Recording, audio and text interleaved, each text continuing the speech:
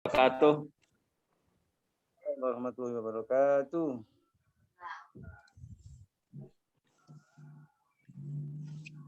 Alhamdulillah. Alhamdulillahilladzi hadana li hada wa ma kunna linahtadiya laula an hadallah. Asyhadu an la ilaha illallah wa asyhadu anna Muhammadan abduhu wa rasuluh. Allahumma shalli wa sallim ala sayyidina Muhammadin wa ala alihi wa sahbihi ajmain, amma ba'du.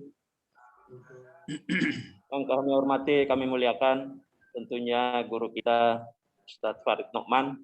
Kita doakan pada beliau senantiasa diberikan sehat walafiat, keluarganya dijadikan sakinah mawaddah warahmah, anak-anaknya menjadi waladun saleh dan salehah. Kami hormati tentunya para jajaran direksi, manajerial, dan teman-teman senior di Nurul Fikri, juga pengajar dan stafnya. Semoga semua dalam keadaan sehat walafiat. Pertama-tama marilah kita panjatkan puji syukur kita kehadirat Allahu Rabbi Allah Jalla Jalaluh.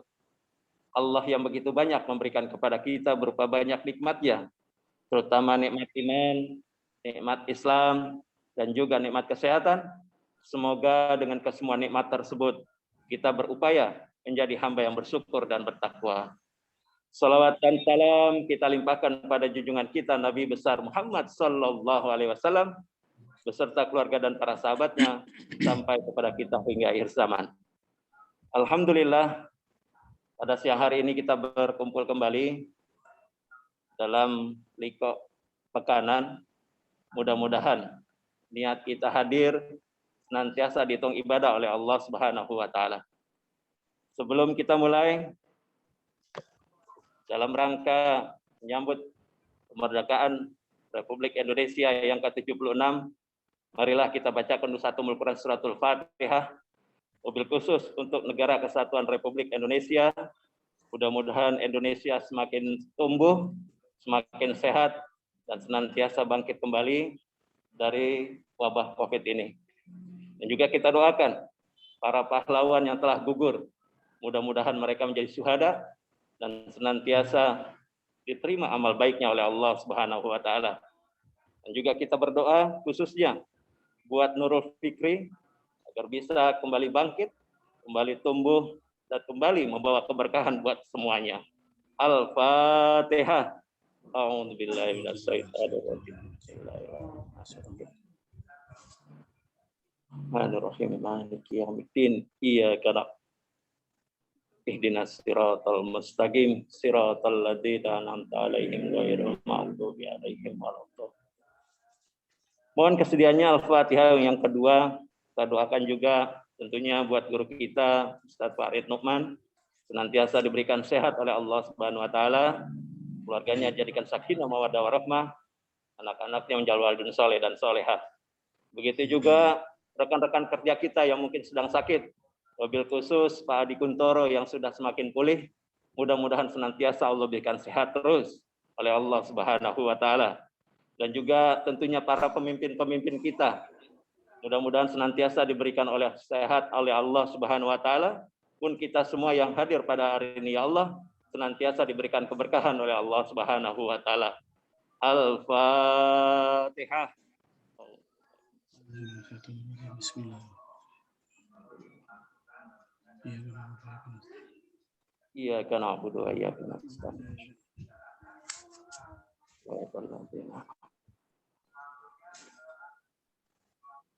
Terima kasih.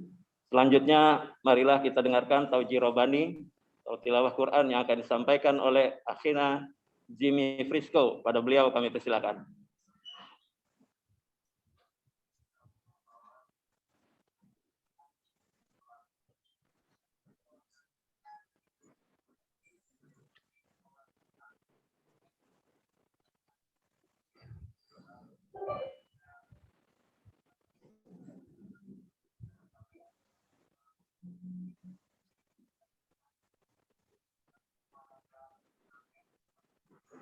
Mana akhina Jimmy?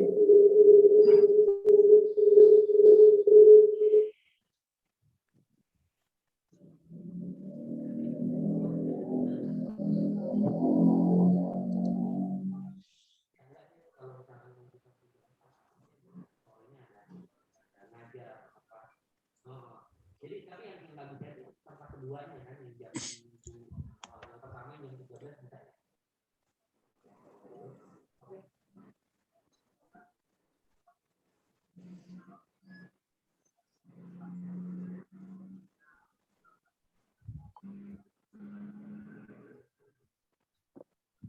Kayaknya belum siap. Kita ganti saja, mungkin ada Akhina Musonef untuk bisa membacakan tilawah Quran agar bisa dipercepat. Baik, Pak. Kalau pesertanya dia jawab bisa cepat, kalau dia juga jawabnya lama, kalau dia matematik gitu. Ya nanti disampaikan, saya kan coba sampaikan juga ke Bapak Herman, Bapak Komisi, nanti tentu juga sampaikan juga bahwa ya ini sih kembali lagi untuk waktu itu kurang lebih 60 menit, tapi bagaimana dari pihak si calon pengajarnya ini bisa jawabnya juga enggak, terus juga nanti pas mulainya.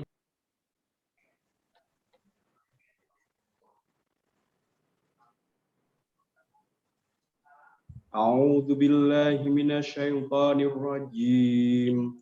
Bismillahirrahmanirrahim. Lillahi ma fis samawati wa ma fil ardh. Wa in tubdu ma fi anfusikum aw tuhfuhu yuhasibkum bihillah. ويغفر لمن يشاء ويعذب من يشاء والله على كل شيء قدير آمن الرسول بما أنزل إليه آمن الرسول بما أنزل إليه من ربه wal mu'minun kullun amana billahi wa malaikatihi wa kutubihi wa rusulih la nufarriqu baina ahadin mir rusulih wa qalu sami'na wa ata'na ghufranaka rabbana wa ilaikal masir. La yukallifullahu nafsan illa wus'aha laha ma kasabat wa 'alaiha maktasabat. Rabbana la tu'akhidna in nasina aw akhtana. Rabbana wa la tahmil 'alaina isran kama hamaltahu 'alal ladzina min qablina. Rabbana wa la tuhammilna ma la taqata lana bih wa'fu 'anna waghfir lana warhamna anta maulana fansurna 'alal qaumil kafirin. Shadaqallahul azim. Ya, terima kasih kepada saudara Sonef yang telah membacakan ayat suci Al-Quran pada hari ini. Mudah-mudahan baik yang membaca dan mendengarkan maupun yang menyimaknya senantiasa mendapatkan cucuran rahmat dari Allah Subhanahu wa taala. Selanjutnya langsung saja waktunya untuk kajian yang akan disampaikan oleh guru kita Ustadz Farid Nu'man yang akan membawakan mau'izah hasanah hari ini. Pada beliau kami persilakan. Jazakallahu khairan. Bismillahirrahmanirrahim. Assalamualaikum warahmatullahi wabarakatuh. Alhamdulillah. Wassalatu wassalamu ala Rasulillah wa ala alihi wa sahbihi wa man walah wa la haula wa la quwata illa billah amma ba'd. Bapak Ibu sekalian, ya kita bersyukur pada Allah di pagi hari ini menjelang siang kembali dipertemukan untuk mempelajari agama Allah. Dan memang ini salah satu kewajiban syar'i. Ya, ini bukan semata-mata kewajiban administratif sebagai pegawai nurul fikri.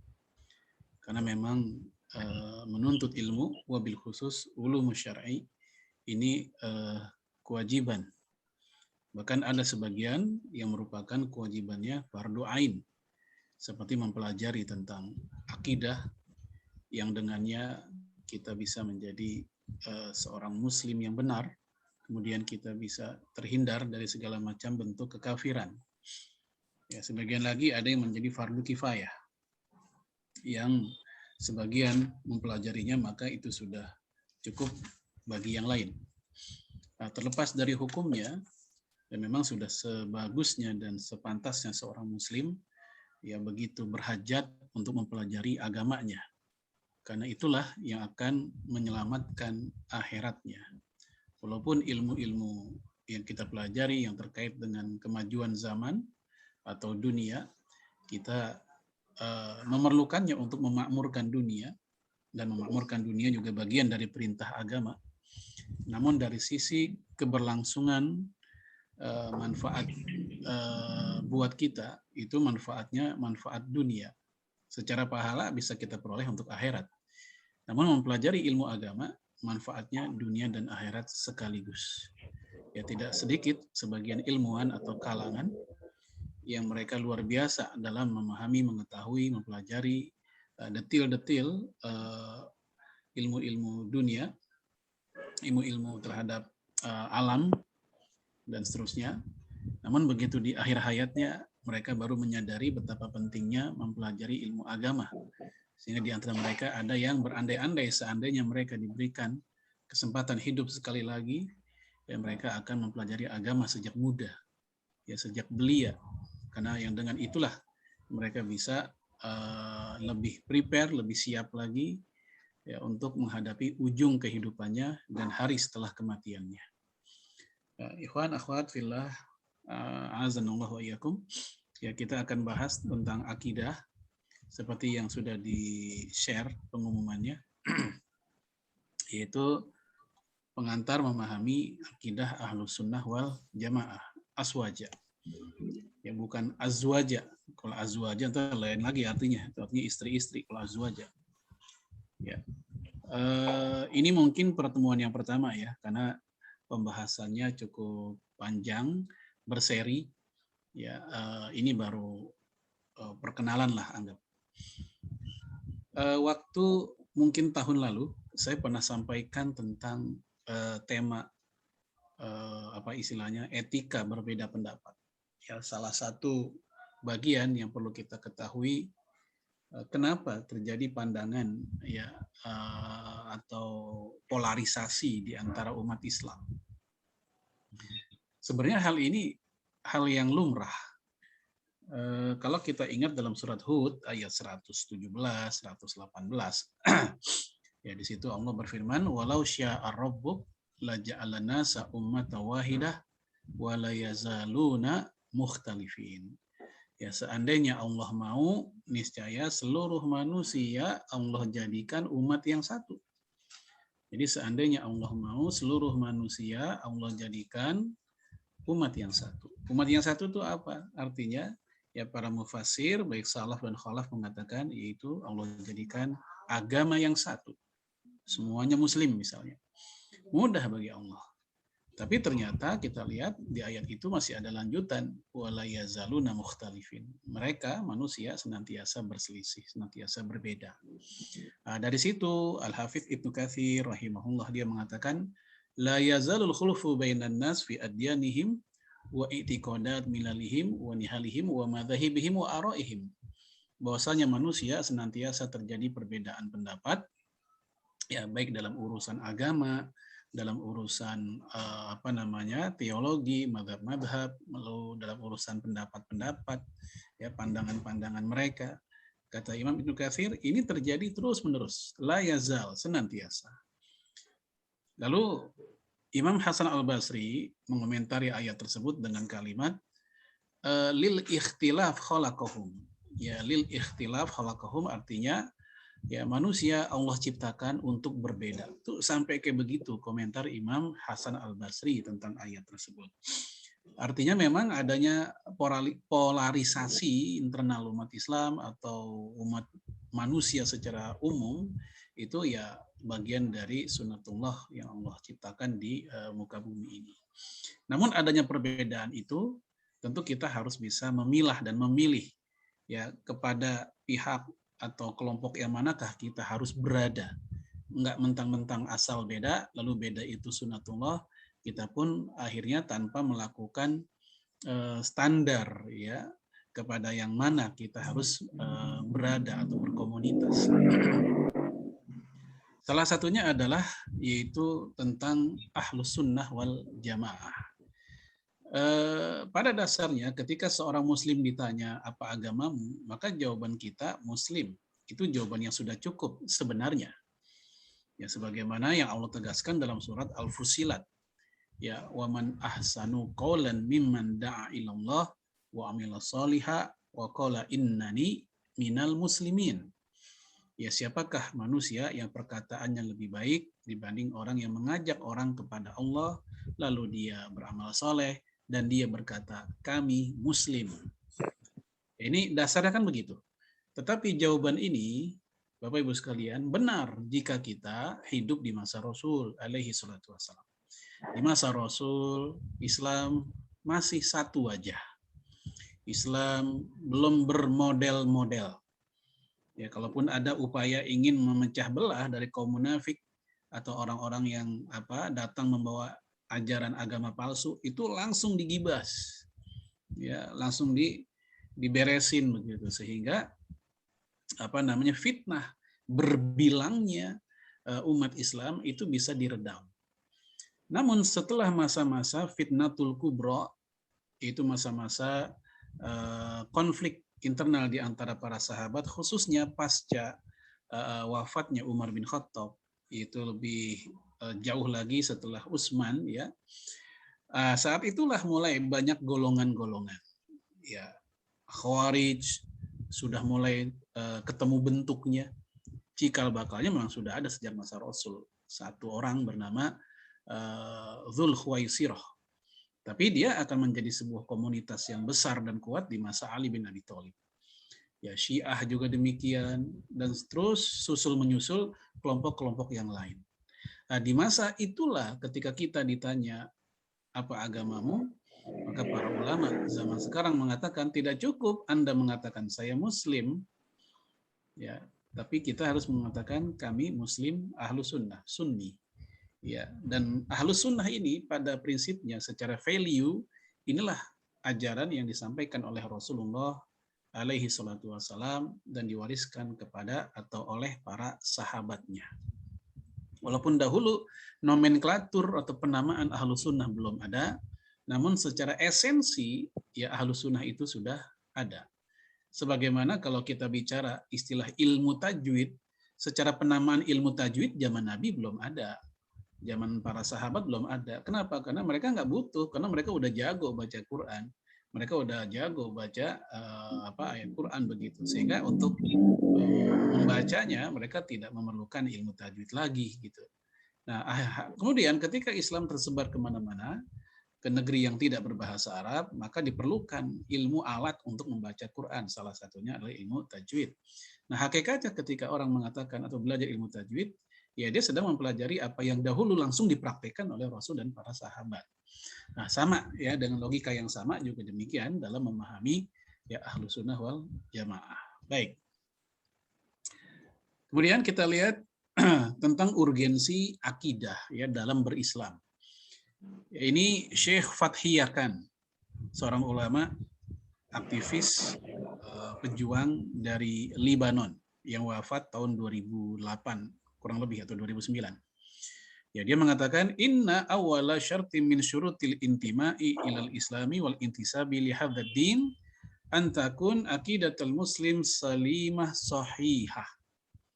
Ya, sesungguhnya syarat ya awal dari seorang yang berintima, bersandar ya kepada Islam, ya bersandar kepada agama ini adalah menjadikan akidahnya adalah akidah muslim yang salimah dan sahihah. Salimah apa? Salimah itu artinya bersih, murni, sehat. Ya. Dari apa? Dari penyakit, dari noda, dari penyimpangan, dari yang aneh-aneh dah. Ya, sahihah dan benar. Ya, kemudian mutawafiqatun ma'a ma jaa'a fi kitabillahi wa sunnati rasulih sallallahu alaihi wasallam, di mana akidah itu adalah akidah yang bersesuaian, yang sejalan, yang cocok dengan apa-apa yang tertera dalam kitabullah dan sunnah Rasulullah alaihi salatu wassalam. Ya, kemudian yu'minu bima amana bihil muslimun al-awail salafun nasoleh wa imatuddin al-masyhud lahum bil khairi wal bir wat taqwa. Ya, lalu mengimani apa yang diimani oleh generasi pertama kaum muslimin. Ya, jadi bukan mengimani hal-hal yang nggak pernah diimani oleh generasi awal. Kita mengimani apa-apa yang diimani oleh generasi awal. Ya, para pendahulu kita yang soleh dan para imam-imam agama yang diakui kebaikan dan ketakwaan mereka. Nah, Bapak Ibu sekalian, a'azanallahu yakum, ini menunjukkan bahwa tidak dibenarkan bagi seseorang yang baru mempelajari agama, dia belajar sendiri tanpa merujuk kepada bimbingan para imam, para ulama. Ya sama kayak kita di NF, kita sebagai guru, siswa kita sebagai muridnya. Ya, di mana mereka belajar sendiri, baca buku, yang terjadi bukan ngerti tapi mabok. Ya, baca fisika, baca biologi, baca kimia, nggak ada guru, baca sendiri, ngerti kagak. Yang ada malah salah. Nah, sama dengan demikian dalam masalah keislaman juga begitu. Ayatnya sudah ada, hadisnya juga sudah ada. Nah, ketika ada seseorang langsung nibla, nih orang Jakarta bilang nibla, apa nibla? Terjun bebas. Ya, baca Quran, baca hadis langsung ditafsiri sendiri tanpa ilmu alatnya. Yang terjadi bukannya dia mendapatkan petunjuk, tapi yang terjadi adalah dia tersesat karena salah faham, hanya memahami lewat terjemahan, nggak tahu asbabun nuzul, nggak tahu asbabul wurud dan seterusnya. Maka benar ketika Syekh Fatih akan mengatakan mesti ya ada pedoman, ada arahan, ada guidance ya dari para imam-imam kaum muslimin yang telah diakui kebaikannya, keilmuannya, ketakwaannya. Baik. Kemudian ya sejarah penamaan, ya sejarah penamaan Ahlus Sunnah wal Jamaah. Tidak ada ayat atau hadis yang secara khusus menyebut nama Ahlus Sunnah wal Jamaah. Namun ada beberapa hadis tentang perintah berpegang kepada As-Sunnah dan hadis lain yang berbunyi berpegang kepada Al-Jamaah. Nah, dari situlah ya terracik ya istilah Ahlus Sunnah wal Jamaah. Ya, jadi seperti itu. Nah, lalu kemudian kita lihat beberapa hadis atau satu hadis dulu ya yang terkait dengan perintah berpegang kepada as-sunnah. Fa innahu man ya'is minkum ba'di fa sayara ikhtilafan katsira fa alaikum bisunnati wa sunnatil khulafa'i al-mahdiyyin ar-rasyidin. Tamassaku biha waddu 'alaiha bin nawajidh. Ya, siapa di antara kalian yang hidup setelah aku, kayak kita nih, kita hidup setelah zaman Rasul, fa sayara ikhtilafan katsira. Niscaya kalian akan banyak melihat perbedaan. Ya, dalam hadis lain ikhtilafan syadida, banyak melihat perbedaan yang syadid, keras, yang sengit ya. Maka fa'alaikum bisunnati, peganglah sunnahku, wa sunnatil khulafa'i al-mahdiyyin ar-rasyidin, dan juga pegang khulafa'ur rasyidin, sunnah khulafa'ur rasyidin. Tamassaku biha, pegang kuat-kuat dan gigit dengan geraham kalian. Nah, ini anjuran atau perintah untuk kita menjadi ahlus sunnah, yaitu orang-orang yang dekat, yang hidup, yang bersama sunnah Rasulullah alaihi salatu wassalam. Ya, ini hadis sahih, diriwayatkan oleh Imam Abu Daud dan yang lainnya. Kemudian untuk al-jamaah bisa kita lihat dalam hadis yang lain. Alaikum bil jamaah. Hendaknya kalian bersama jamaah. Maksudnya adalah bersama jamaah komunitas kaum muslimin. Ya. Wa iyyakum wal furqah. Hati-hatilah dan jauhilah perpecahan. Fa inna syaitana ma'al wahid, karena setan itu nemenin orang yang sendirian.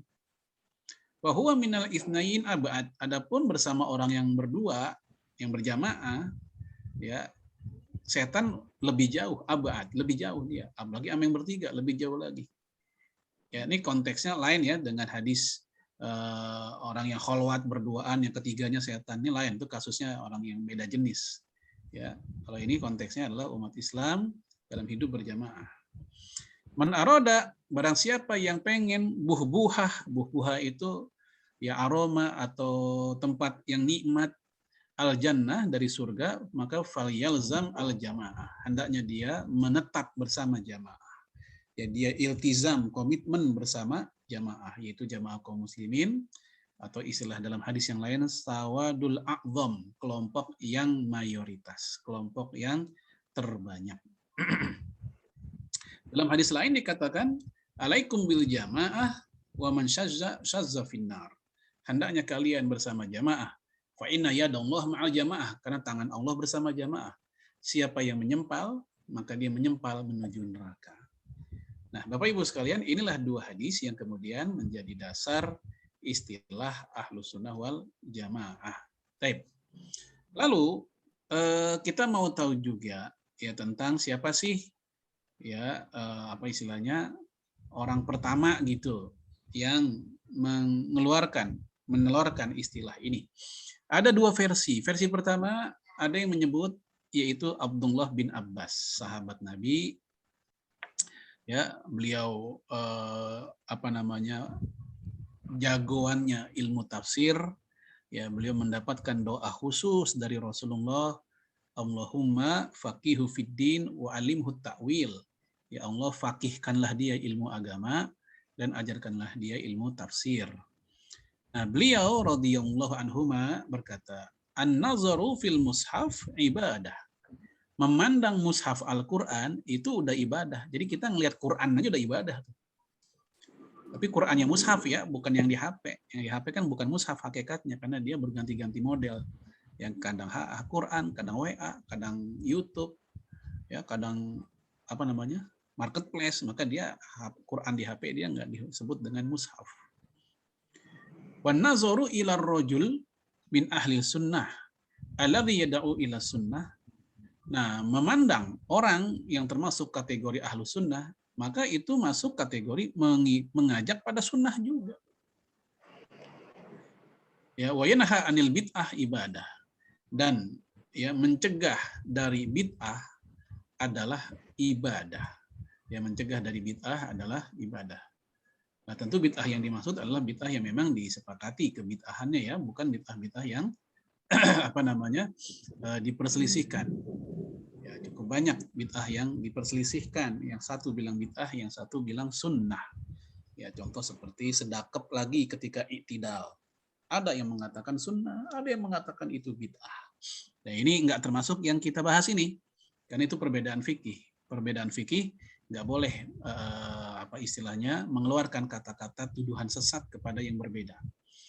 Ya, sebagian mengatakan bid'ah, sebagian mengatakan sunnah. Ya banyak ya, seperti misalnya PHBI, ya Muludan, apalagi itu Isra Mi'raj atau yang semisalnya. Nah, sikap-sikap mempelajari fikih dengan berbagai macam sudut pandang ini perlu kita biasakan supaya kita bisa merawat hubungan dengan orang-orang yang berbeda pandangan. Ya, terlepas nanti kita milih pendapat yang mana dan mengikuti pendapat yang mana, itu hal yang lain. Memang setiap perbedaan harus ada sikap pribadi, silakan pilih. Tetapi kemudian dalam bergaul menyikapi saudara yang berbeda, ya kita dilarang untuk bersikap keras, ya karena di dalam perbedaan fikih itu nggak boleh sampai mengeluarkan kata-kata Anda sesat, ya atau lagi sampai nyebutin bahwa dia fasik, mubtadi, pelaku bid'ah dan seterusnya. Kecuali pada bid'ah-bid'ah yang memang disepakati, seperti mereka yang mengatakan Al-Quran bukan firman Allah. Ini disepakati. Mereka yang menganggap ya bahwasanya nikah mut'ah itu boleh, padahal Allah sudah menghapuskan abadi selamanya, kata Ibnu Abbas, sudah nggak boleh. Ya, ini bukan lagi perbedaan pendapat biasa, ini ya perbedaan yang tidak mu'tabar istilahnya dan seterusnya. Kemudian ketika menafsirkan surat Ali Imran ayat 106 ya yang berbunyi wujuhu wa taswaddu wujuh tabyaddu yaum. Pada hari yang di waktu itu ada muka yang putih berseri dan ada pula muka yang hitam legam, muram. Siapakah muka yang putih berseri-seri, ya cerah maksudnya? Tabyaddu wujuh ahlus sunnah. Maksudnya yang berseri-seri itu yaitu wajahnya ahli sunnah wal jamaah. Adapun taswaddu wujuh yang menghitam muram wajahnya itu ahli bid'ah, para pelaku bid'ah yang menyimpang tadi. Hanya saja Bapak Ibu sekalian, komentar atau tafsir dari Ibnu Abbas ini tentang ayat tersebut itu tidak disebutkan rangkaian sanadnya. Saya udah ngecek di Imam Al-Qurtubi, di Ibnu Katsir, di An-Naisaburi, di Ibnu Jauzi, di Zadul Masirnya. Saya ngecek tidak ada satupun yang menyebut sanad. Ya, tahu-taunya Ibnu Abbas berkata. Nah, jadi tidak ada an, sehingga untuk memverifikasi cukup kesulitan ya memastikannya. Nah, versi kedua adalah istilah Ahlus Sunnah dari Imam Muhammad bin Sirin. Kalau ini ada sanadnya dan sanadnya sahih. Dalam kitab Sahih Muslim, dalam Muqaddimah Sahih Muslim. Halaman 8, ini di terbitan Darul Ibnu Jauzi. Ya. Imam Ibnu Sirin berkata, "Sammu lana rijalakum." Ya, sebutkan kepada kami nama rijal perawi hadis kalian. Ya, fayungzaru ila ahli sunnah fayukhaf hadithuhum. Nah, kalau kami lihat ternyata rijal kalian itu adalah ahlu sunnah, nah, kami pakai hadisnya.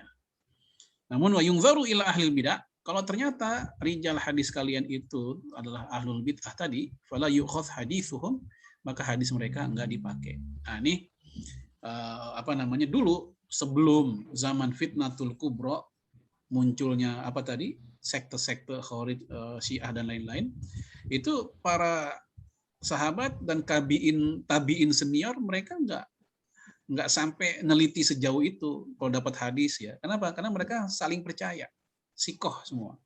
Namun pasca peristiwa itu sehingga muncullah golongan-golongan, barulah mereka begitu ketat karena khawatir ya munculnya hadis-hadis palsu dalam rangka ya membela golongannya sendiri.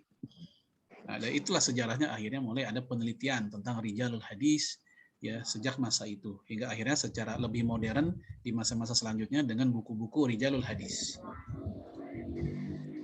Kemudian kita masuk pada definisi. Tadi kan sejarahnya.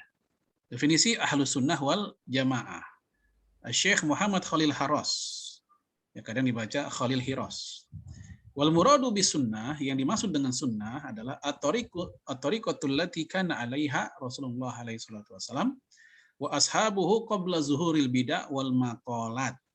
Yang dimaksud dengan sunnah adalah jalan yang Rasulullah alaihi salatu wasallam dan para sahabatnya tempuh di atasnya sebelum nampaknya bid'ah dan perkataan-perkataan menyimpang. Nah, jadi di jalan ketika Islam itu masih pure, masih murni, ketika dia di situ, nah dia Ahlus Sunnah di situ. Makanya upaya kaum Ahlus Sunnah memurnikan agama itu luar biasa. Ya, menyisihkan pandangan-pandangan yang aneh-aneh dari Khawarij yang mengkafirkan para sahabat misalnya, khususnya para sahabat yang ikut arbitrase. Sementara Syiah mengkafirkan sahabat secara umum, ya kecuali Miqdad bin Aswad, Abu Dzar dan Salman Al-Farisi. Ya, nah sementara Ahlus Sunnah memandang seluruh sahabat itu adil, baik, soleh.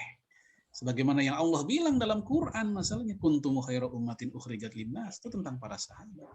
Atau pujian Rasul, khairun nasi qarni, sebaik-baiknya manusia adalah zamanku, para sahabat. Kalau para sahabat dikafirkan oleh mereka, sama juga mereka menuduh Rasulullah salah memuji orang. Kalau mereka mengkafirkan para sahabat, sama juga mereka menuduh Allah pun salah memuji orang. Kan begitu. Nah, ini contoh aja upaya Ahlus Sunnah memurnikan supaya ya Islam itu seperti zaman di mana belum ada kelompok-kelompok tadi dan belum ada penyimpangan-penyimpangan tadi. Lalu al-jamaah. Wal jamaah itu fil asal, adapun makna jamaah pada dasarnya al-qaum al-mujtami'un, yaitu kaum yang lagi ngumpul-ngumpul. Ya, kayak kita lagi di lokasi berdua, datang siapa, ada guru, ngobrol ada bertiga, itu udah jamaah tuh, udah lagi pada ngumpul. Ini makna secara bahasanya begitu. Wal muradu bihim huna, adapun yang dimaksud dalam pembahasan kita di sini adalah salafu hadhil ummah minas sahabati wa tabi'in, yaitu pendahulu umat ini baik dari generasi sahabat dan para tabi'in. Alladzina ijtama'u alal haqqis sharih, di mana mereka telah berkumpul ya berada di atas kebenaran yang begitu jelas. Enggak remeng-remeng, jelas, nyata, enggak ada syubhatnya. Min kitabillah, baik kebenaran yang berupa dari Al-Qur'an, wa sunnati rasulihi alaihi salatu wassalam, dan sunnah rasulnya alaihi salatu wassalam. Nah, inilah al-jamaah. Jadi jamaah itu artinya ngikutin rombongan para sahabat dan para tabi'in dan tabi'ut tabi'in. Tapi ya, sementara ahlu sunnahnya itu jalannya. Sehingga ya kalau kita ingin simpulkan, ini langsung kita kebut nih. Jadi ada dua kata kunci dalam memahami istilah ahlus sunnah wal jamaah. Pertama, apa sih yang mereka jalankan? Yakni thariqah, metode atau jalan yang pernah dilakoni, dilalui, dilakukan oleh Rasulullah ya alaihi salatu wasallam dan para sahabat dan para tabi'in. Kemudian siapa aja mereka?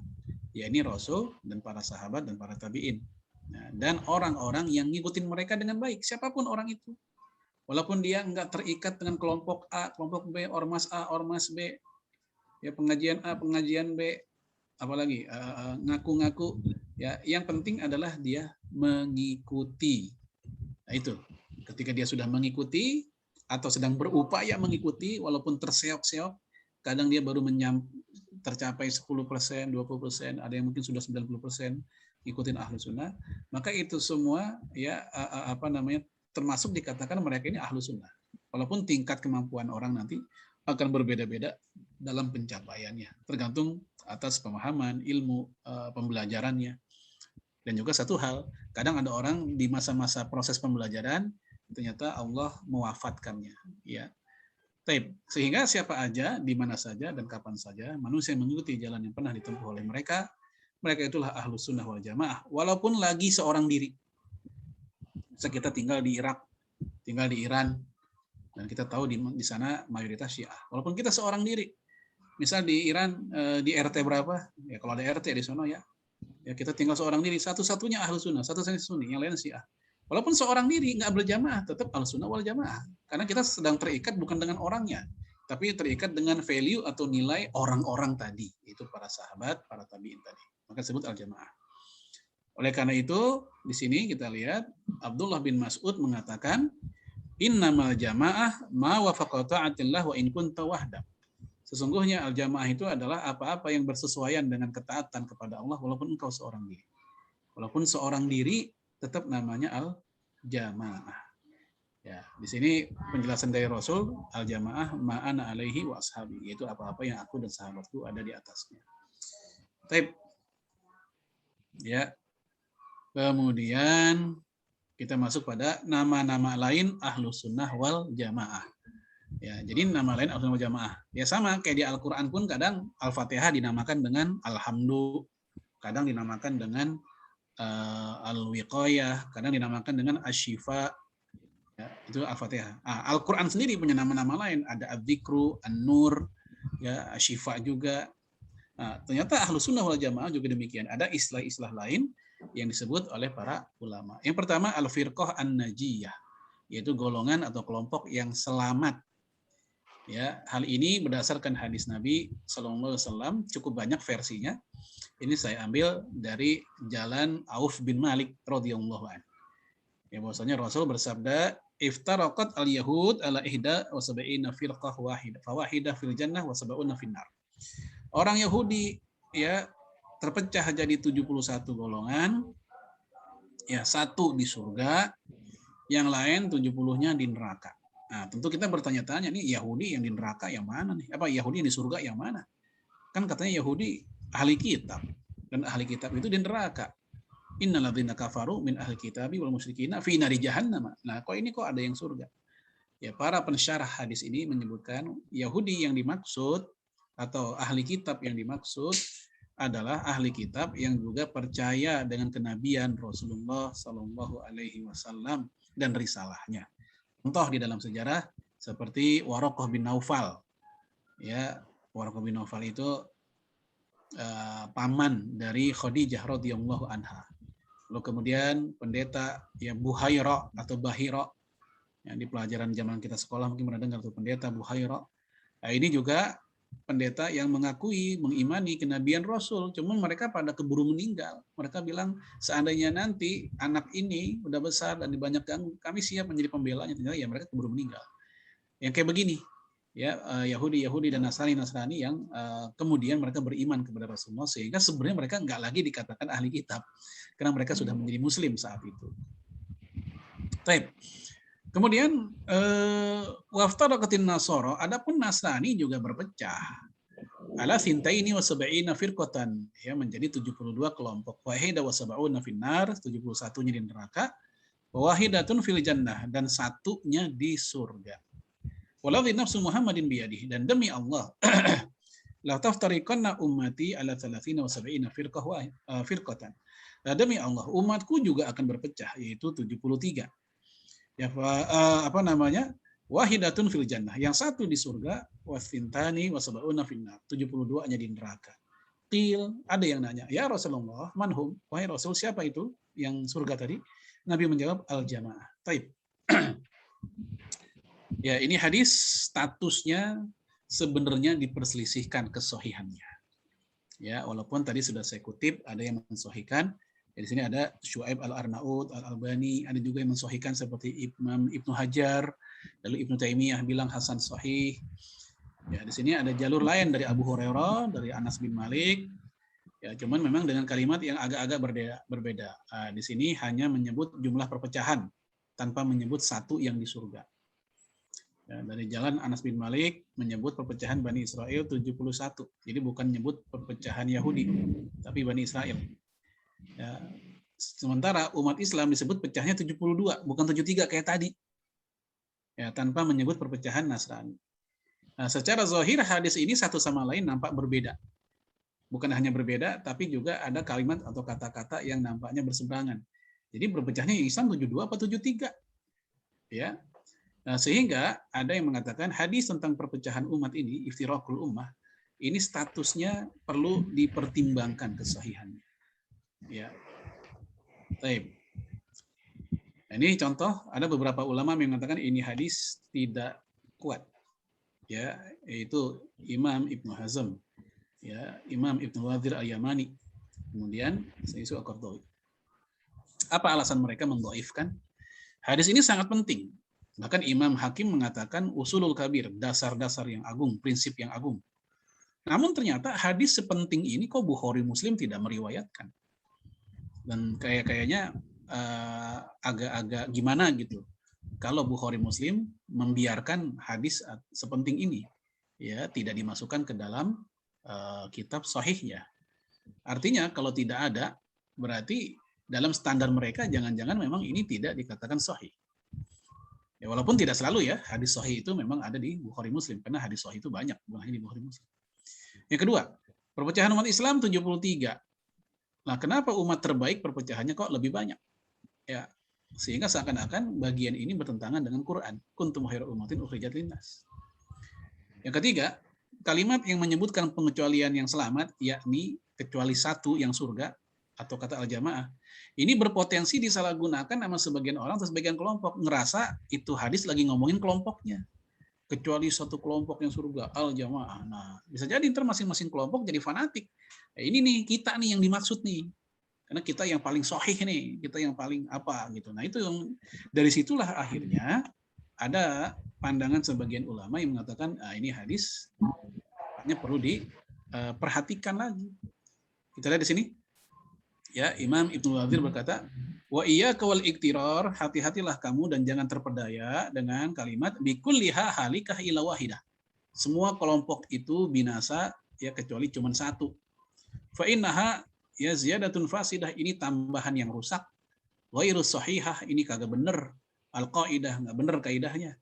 Ya, wala yu'man an takuna min dasisil malahidah. Ini enggak aman dari bikinan mulhid, malahidatul mulhid, ateis. Qala, ya, dia berkata wa an Ibnu Hazm, dari Ibnu Hazm berkata innaha maudhu'ah, ini hadis palsu. Ghairu mauqufah wala marfu'ah, enggak mauquf enggak marfu.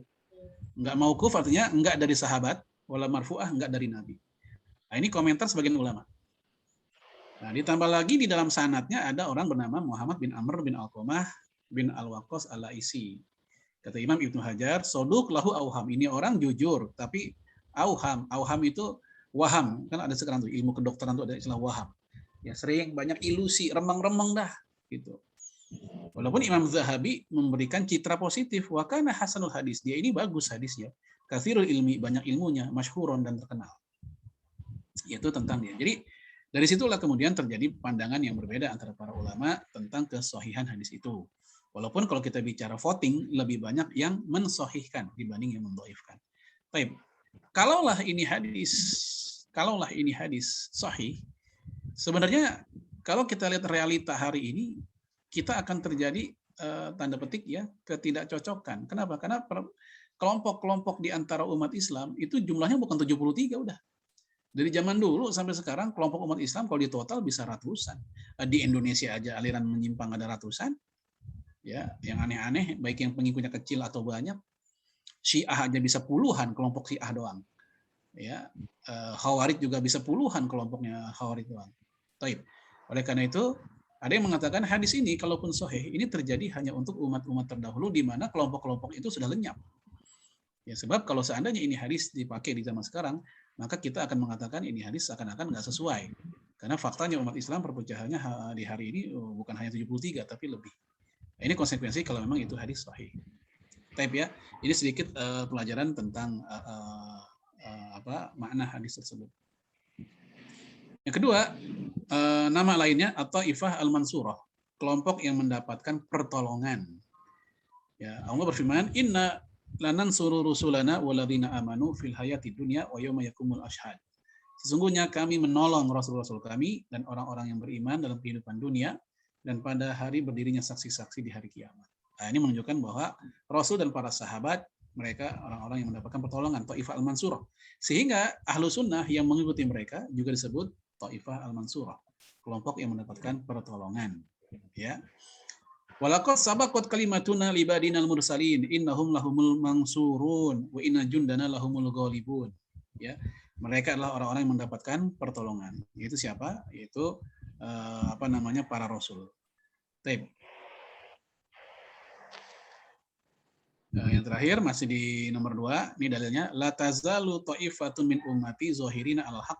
Akan senantiasa ada taifah, ya kelompok di antara umatku, mereka tetap di atas kebenaran.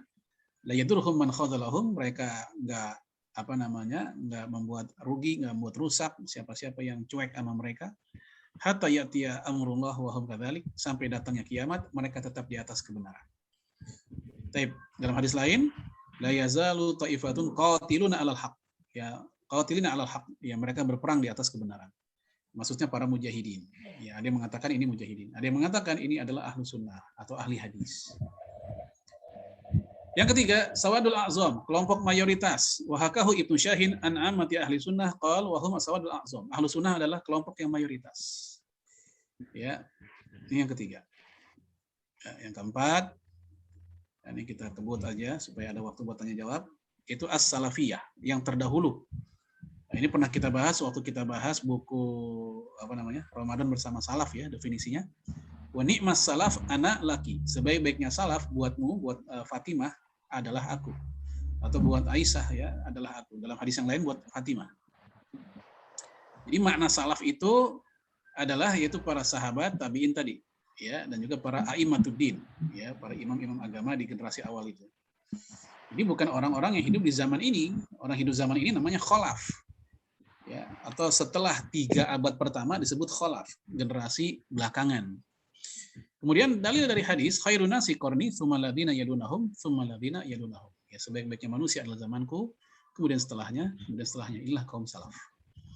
Ibnu Taimiyah mengatakan la aiba ala man azhara madhhab as-salaf wa antazaba ilaihi wa ataza ilaihi bal yajibu qabulu dzalika minhu bil ittifaq.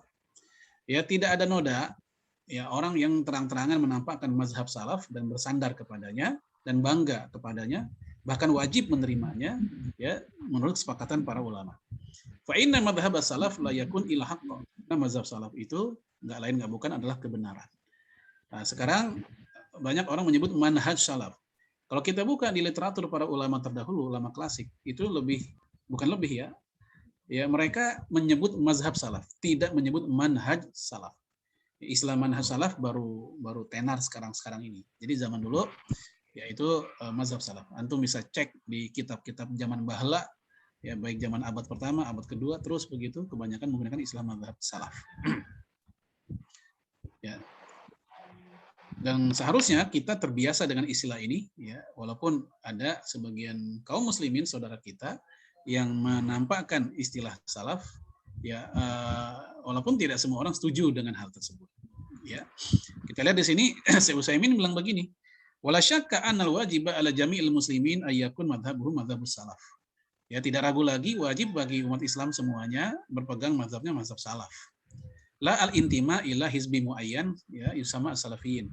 Bukan ikut, bukan berafiliasi, intima itu berafiliasi kepada kelompok khusus, hizb muayyan, yusama as-salafiyun, yang dinamakan dengan salafi atau salafiyun. Wal wajib an takun al-ummah al-islamiyah madhabuha madhabus salaf. Yang wajib umat Islam itu mazhab mereka mazhab salaf, as-saleh, yang soleh. La at-tahazzub ila man yusama as-salafiyun, bukan berkelompok bersama kelompok yang bernama as-salafiyun. Fahunaka thariqus salaf wa hunaka hizbun yusama as-salafiyun. Karena di sana ada jalan salaf, di sana lagi ada ya kelompok yang bernama salafiyun. Ini dua hal yang berbeda. Wal matlub ittiba'us salaf. Yang diperintah itu ngikutin salaf. Jadi bukan ngikutin kelompok yang bernama salaf. Itu kata Syekh Utsaimin. Dan seterusnya. Ini juga dikatakan oleh Syekh Shalih Fauzan, mirip-mirip seperti itu. Baik, Bapak Ibu sekalian, ini bagian pertama. Insya Allah kita akan lanjutin di pertemuan yang akan datang, ya, tentang masih pengantar memahami akidah Ahlus Sunnah wal Jamaah. Ya, saya kembaliin ke moderator. Hadanallahu jamain. Assalamualaikum warahmatullahi wabarakatuh. Waalaikumsalam warahmatullahi wabarakatuh. Terima kasih Ustaz atas pencerahannya hari ini. Mungkin kepada ikhwah fillah ada sesi bertanya, dipersilakan.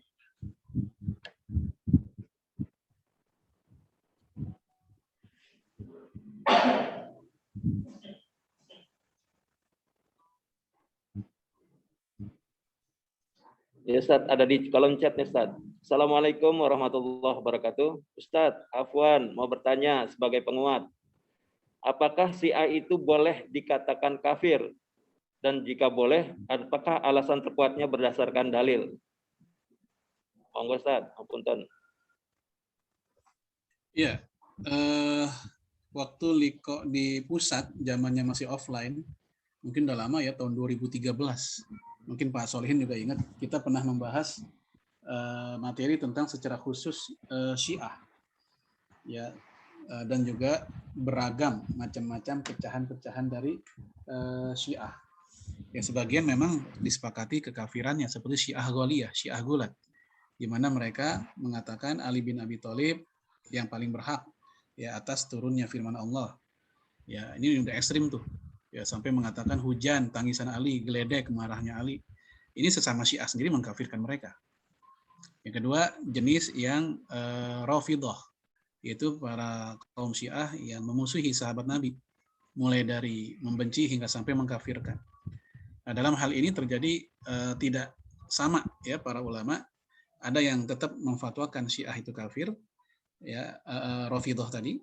Ada yang mengatakan mereka menyimpang, mubtadi saja. Seperti misalnya Imam Malik. Imam Malik mengatakan kafir Syiah itu, yang Rafidhah. Kenapa? Karena memang Rasul katakan, Allah katakan dalam Quran, liyaghizu bihimul kufar. Ya, para sahabat Nabi membuat jengkel orang kafir. Jadi para sahabat Nabi, ya, adanya para sahabat Nabi, orang kafir itu nggak suka, pada jengkel. Kata Imam Malik, nah jadi hanya orang kafir yang pantas marah-marah, nggak suka sama sahabat Nabi. Ya, kata Imam Malik, ya, man ghaza sahabata fahuwa kafirun li hadhil ayat. Ya, siapa yang murka terhadap sahabat Nabi, maka dia kafir menurut ayat tersebut. Surat Al-Fat ayat terakhir. Ya, sementara sebagian ulama mengatakan ya Syiah Rafidhah itu ya dia ahlul bid'ah saja, tidak sampai dikatakan kafir. Seperti pendapat Kiai Haji Hasyim Asy'ari rahimahullah sebagai muassis Nahdlatul Ulama. Kemudian juga pendapat dari Yusuf Qaradawi yang juga mengatakan demikian. Nah, yang ketiga ada Syiah yang Zaidiyah. Ini banyak bercokol di Yaman. Nah, di mana mereka masih mencintai para sahabat Nabi, masih radhiyallahu anhu kepada Abu Bakar, Umar dan lain-lain, tetapi untuk masalah kepemimpinan, masalah kekhalifahan, mereka tetap mengutamakan Ali. Sehingga ada yang mengatakan perbedaan Ahlus Sunnah dengan Zaidiyah itu masih lebih mending dibanding perbedaan antara Syafi'i dengan Hanafi dalam masalah fikih. Itu sampai kayak begitu ya, seperti ucapan Syekh Muhammad Al-Ghazali, dia bicara seperti itu. Nah, untuk Syiah Zaidiyah, Kiai Haji Hasyim Asy'ari dalam Qanun An-Nahdiyah, ya mereka dia mengatakan bahwa Zaidiyah juga termasuk ahlul bid'ah. Ya, tetap seorang muslim ahlus sunnah mengetahui hakikatnya sehingga tidak gampang terpengaruh juga. Taib, yaitu tentang peta tentang Syiah. Walaupun detail-detailnya tentang Syiah nanti lebih ramai lagi karena Zaidiyah sendiri terpecah-pecah, ya Rafidhah sendiri terpecah-pecah. Ya, sangat banyak. Kalau misal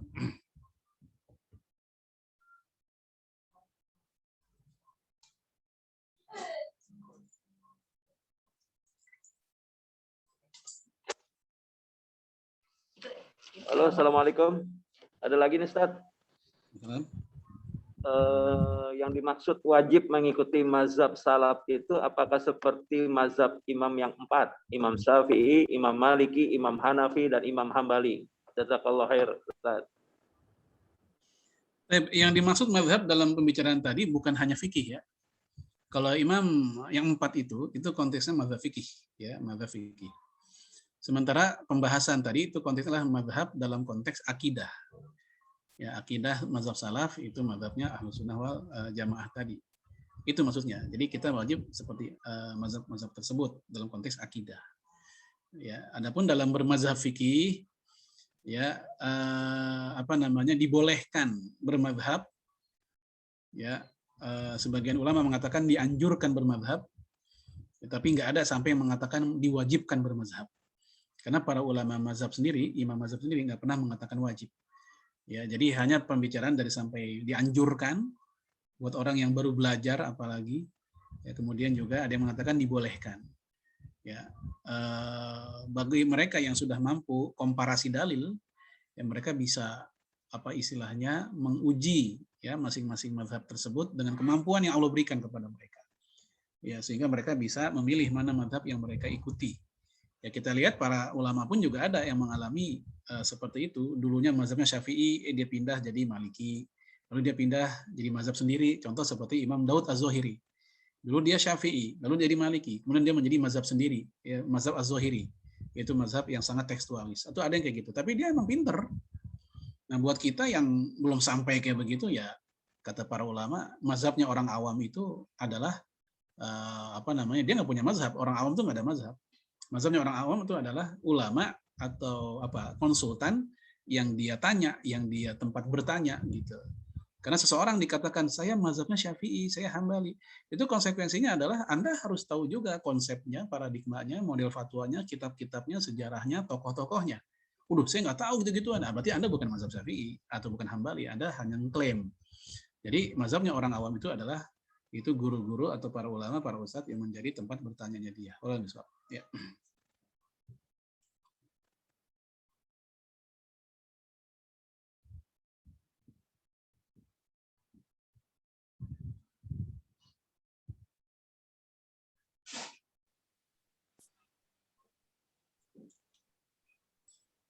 Ada lagi? Pak Marwan, mic-nya ketutup tuh. Ya, Ustaz. Taliban itu masuk mazhab mana, Ustaz? Katanya, Ustaz. Taliban itu akidahnya Maturidiyah. Salah satu bagian dari Ahlus Sunnah.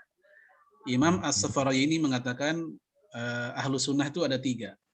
Ada Athariyah. Athariyah itu disandarkan kepada Imam Ahmad bin Hambal.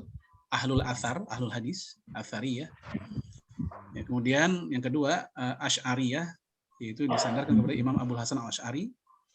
Kemudian Al-Maturidiyah, Imam Abu Mansur Al-Maturidi. Kata Imam As-Safarayini, inilah yang disebut dengan Ahlus Sunnah wal Jamaah. Walaupun saya yakin pembagian ini belum tentu final dan juga belum tentu disetujui oleh yang lain.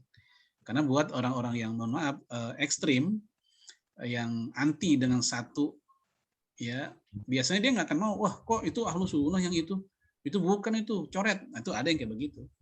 Ya, saya menjumpai beberapa artikel yang tidak setuju Asy'ariyah disebut Ahlus Sunnah wal Jamaah.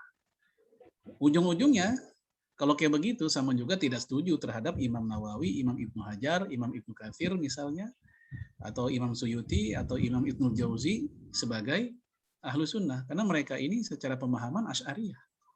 Termasuk para ulama di NU itu Asy'ariyah, dan rata-rata ulama di Indonesia Asy'ariyah. Ya, kebalikannya, yang kalangan Asy'ariyah pun juga mencoret yang Atsariyah. Yang Atsariyah sekarang ini menjelma menjadi Salafiyah. Ya.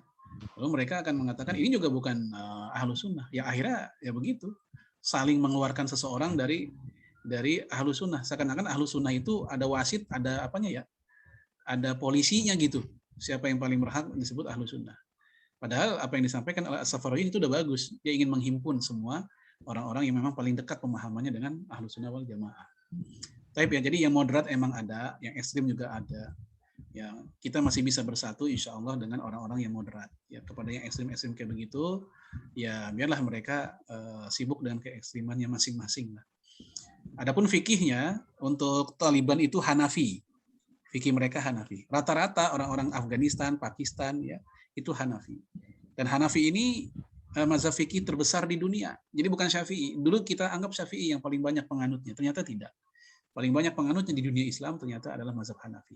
Kalau antum ke Mekah Madinah lagi umroh atau haji, antum akan dapati rata-rata orang sholat ketika rakaat kedua dan keempat ketika duduk, itu duduknya iftirosh semua, nggak ada yang tawaruk.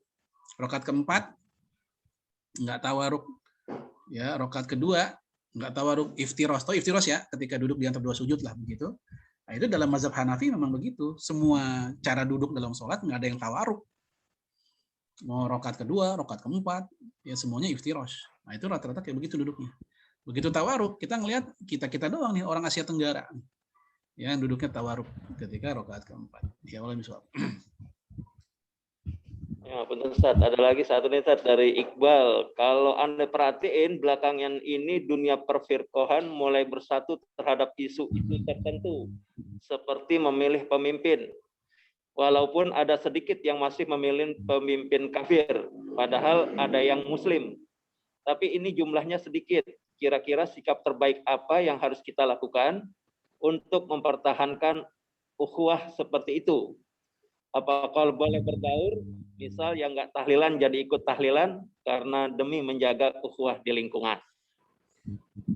Ya, sebenarnya ada fenomena yang menggembirakan ya, paling tidak ketika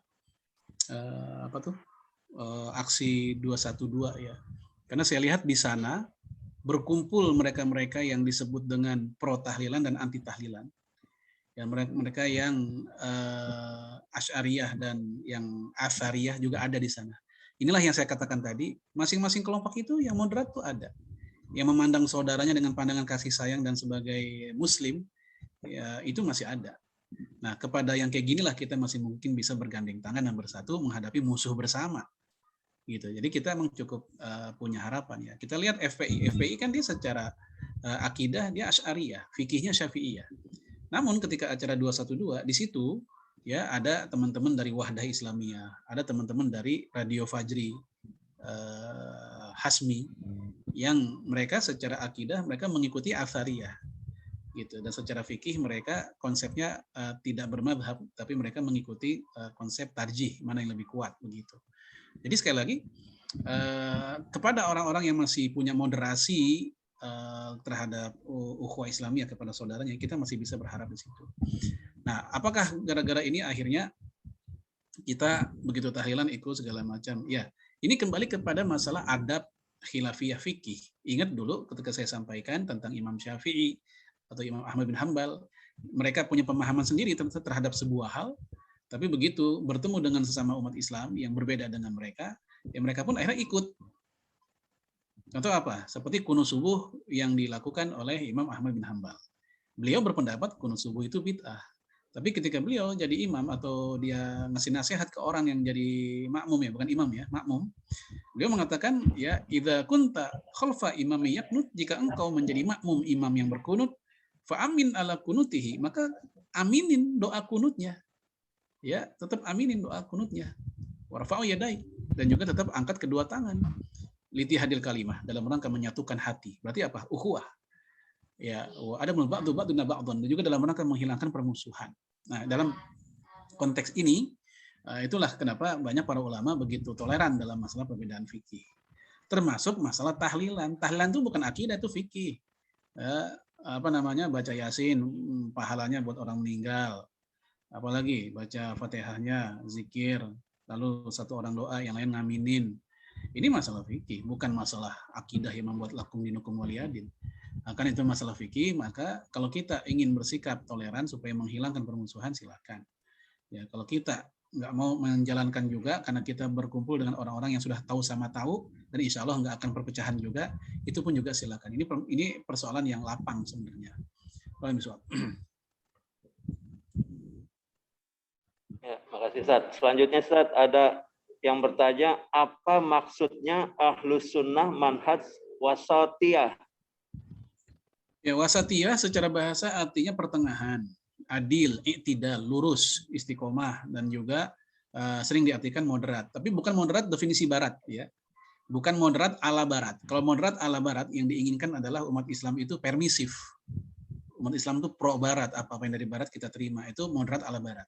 Tapi moderat ala Al-Qur'an, ya, wa kadzalika ja'alnakum ummatan wasata, dan kami jadikan kalian umat yang pertengahan, maksudnya adalah umat yang, contoh nih ya, tidak seperti orang Yahudi di mana mereka menganggap Nabi Isa sebagai bukan apa-apa, manusia biasa, tapi juga bukan seperti orang Nasrani yang menuhankan Nabi Isa.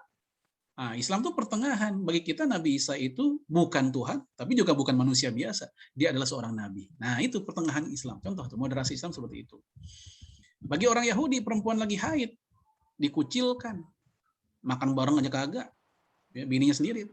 Tapi bagi orang Nasrani, perempuan lagi haid, digauli juga. Nah, Islam pertengahan, nggak sampai dikucilkan, tapi digauli juga enggak. Nah, itu contoh umat dan wasatiyahnya Islam.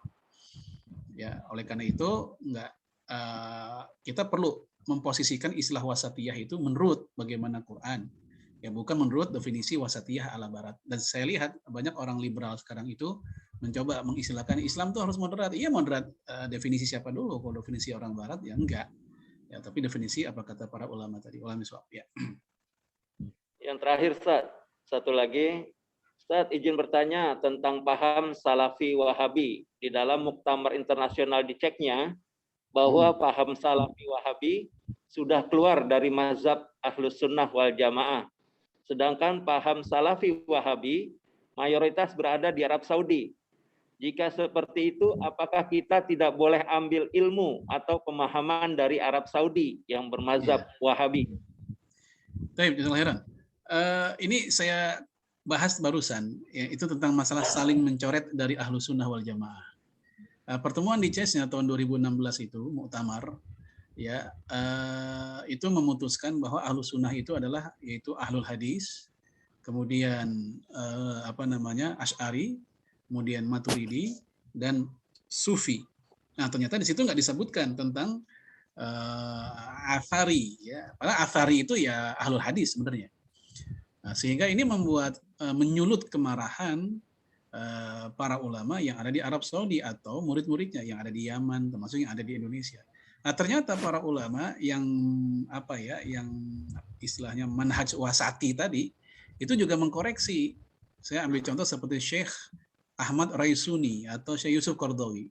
Beliau mengatakan ini hasil muktamar ini ketika nggak memasukkan ulama-ulama Arab Saudi sebagai Ahlus Sunnah, ini bisa menimbulkan peperangan, perpecahan di antara umat Islam. Ya, walaupun kalau kita lihat di dalam sejarahnya, hal ini nggak berdiri sendiri. Ya, ini nggak muncul begitu aja. Ya, kita lihat dan kita khawatir ini merupakan respon.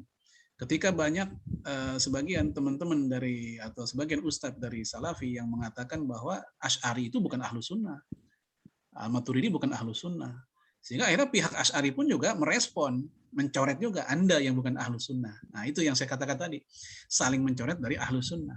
Padahal sudah didamaikan oleh yang disampaikan oleh Imam As-Safariyini bahwa mereka itu Ahlus Sunnah semua. Ya, dalam banyak hal sama, ya, dalam banyak hal sama. Mereka tuh hanya berbeda dalam masalah apa? Dalam masalah asma wa sifat. Dalam menyikapi Syiah mereka sama, dalam menyikapi Khawarij mereka sama. Ya, dalam masalah fikih pun mereka sama-sama 4 mazhab. Bedanya kalau Salafi agak ke hambali-hambalian, yang lain rata-rata Hanafi dan Syafi'i, gitu aja sama. Tapi gara-gara perbedaan di asma wa sifat, sehingga akhirnya saling tadi mencoret dari bukan ahlu sunnah. Saya udah baca fatwa dari Syekh bin Baz, Syekh Utsaimin, ya, ketika mereka mengkritik para ulama seperti Imam Nawawi, Imam Ibnu Hajar, ya, bahwa para ulama ini mereka ahlu sunnah dalam bab ini, dalam bab ini, dalam bab ini. Tapi untuk asma wa sifat mereka bertentangan dengan ahlu sunnah. Itu dikomentari seperti itu. Komentar seperti ini jelas menyulut kemarahan para ulama umumnya, karena Imam Syafi'i, Imam Nawawi, Imam Ibnu Hajar, ya kita tahu siapa mereka. Ya, imamnya para imam di zamannya, tapi dikatakan bukan ahlu sunnah dalam masalah itu. Nah, jadi akhirnya begitu saling menyerang. Ya, ada buku berjudul Mulia dengan Manhaj Salaf. Nah, itu buku di dalamnya menulis banyak sekali kelompok-kelompok yang dianggap sesat. Ya, mulai dari Hizbut Tahrir, Jamaah Tabligh, Ikhwanul Muslimin, Asy'ariyah ya NU nanti yang keserangan, Al-Wasliyah juga Asy'ariyah. Semua dikatain sesat. Ya jelas yang seperti ini akan direspon. Ketika ada sebuah pemikiran dilemparkan ke tengah masyarakat, ya siap-siap aja itu pemikiran diuji oleh publik, gitu aja. Nah, salah satu hasil ujiannya adalah Anda dikritik atau Anda dipuji. Jangan hanya siap dipuji, harus siap dikritik juga, harus siap dikritik balik. Nah, salah satu kritikan balik itu adalah munculnya Muktamar Ciasnya tersebut. Nah, jadi seperti itu. Nah, saya berharap kita belajar akidah itu tujuannya untuk semakin iman, semakin soleh, semakin cinta dengan sesama muslim. Bukan malah seperti apa yang kita lihat tadi, fenomena saling gontok-gontokan. Ya, karena Islam ini bukan perusahaan yang dimiliki, yang disahami oleh seseorang, seorang atau beberapa orang, tapi Islam ini milik Allah, gitu. Jadi seseorang ketika dia sudah bersyahadat, dia Muslim, udah mengikuti jalan Quran, jalan hadis, jalan para salaf, maka mereka semua adalah ahlu sunnah wal jamaah, apapun dari manapun kelompoknya. Wallahu a'lam. Ya. Baik, Ustaz, terima kasih, Ustaz. Semoga jawaban-jawaban tadi bisa memuaskan jiwa kita dalam dahaga keilmuan kita. Mudah-mudahan sekali lagi kumpul kita hari ini diberkahi oleh Allah Subhanahu wa taala. Saya kira cukup sekian pada hari ini. Mari kita tutup saja liqa kita hari ini dengan mengucapkan istighfar 3 kali. Astagfirullahaladzim, astagfirullahaladzim, astagfirullahaladzim. Lalu kita sambung dengan doa kafaratul majlis. Subhanallah.